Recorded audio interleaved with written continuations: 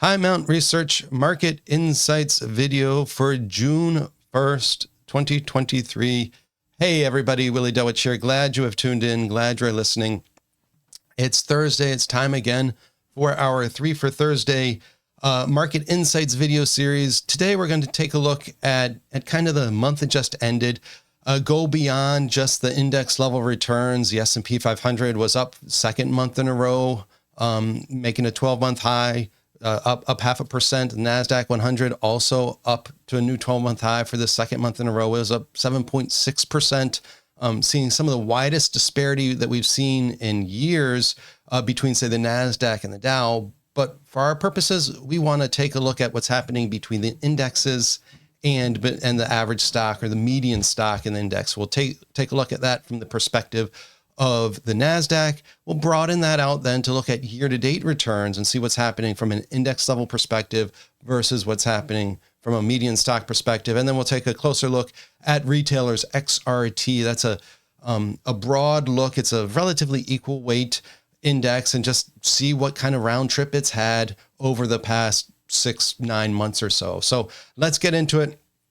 Let's start by looking at the NASDAQ 100. Here's a chart of all 100 components of the NASDAQ 100. This is where the index was for the month, 7.6% up.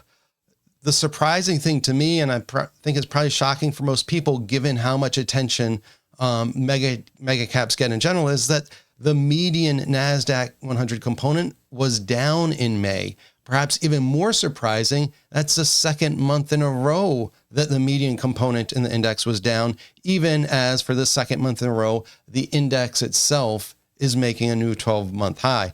And just for, I don't have it labeled here, but just for reference, I think NVIDIA was about the fourth best performer in the NASDAQ 100 in May. So the takeaway there, even among mega caps, participation hasn't been that robust. It's not like all 100 of the NASDAQ 100 stocks have been up the last couple months. More in both months, more have been down than up.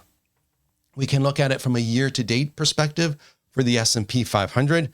So the orange here is where we were from a median perspective, or from a component perspective as of April. The blue overlaid on top of that is what happened as of the end of May. And so for the index was up in May. And so year-to-date return improved from 8.6% to 8.9%. But look what happened to the median component. As of the end of April, the median component in the S&P 500 was up 3%. As of the end of May, it was down 2.6%. So the median stock is now underwater for the year for the S&P 500. We can see that, if you look at, say, SPY versus RSP, the cap weighted index versus the equal weighted index sees a similar sort of thing. The other interesting thing to me is just how narrow any sort of improvement has been. So these are ranked, just best to worst in terms of year-to-date return as of the end of April, as of the end of May. So they're not.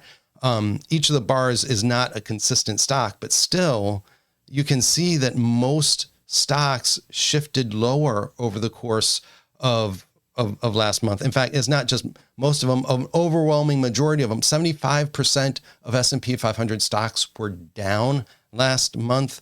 So we're really seeing this shift, this deterioration. Leadership is getting narrower and narrower.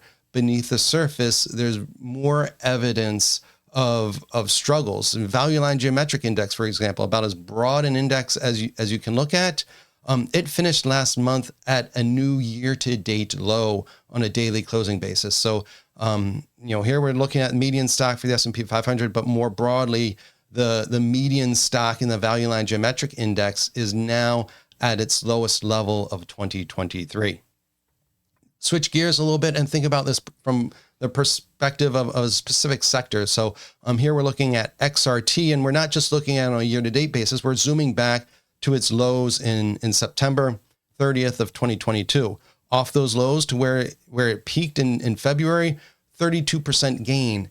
It's given almost all of that back since then, less than 1% now above those September 30th lows. So, and also at a new low for the year. So So again, whether we're talking about, mega caps, whether we're talking about the S&P 500 or more broadly, we're really seeing this concentration of strength in just a handful of stocks.